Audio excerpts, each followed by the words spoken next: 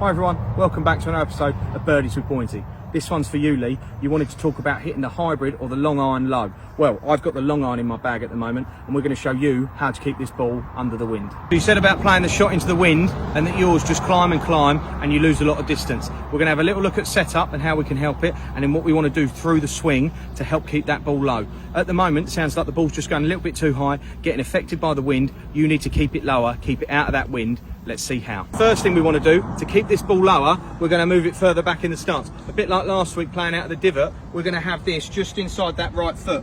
You talk about wanting to keep the ball low, you can't go too far back. Obviously we don't want it outside of the right foot, but as far back in the stance as we can to get that blow into the back of the ball and keep it low. Then a lot of similarities with the shot out the divot, because we're trying to get that downward blow onto the back of the ball. We want that weight forward, not necessarily at setup, but make sure it impacts you're covering that ball nicely.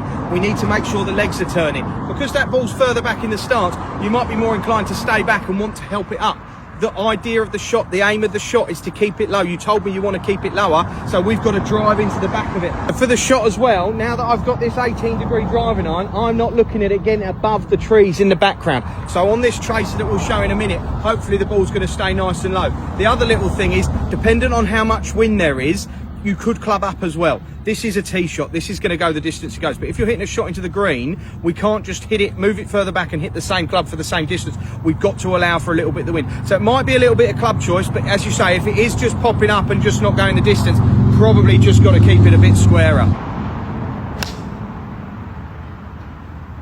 So that ball's had quite a lot of roll in it with the current conditions. Take that into account when you're playing your shot. So we want to land the ball short and let it roll on. We can keep it even lower then. Hopefully that tracer was nice and low for you. Hopefully that helps you, Lee.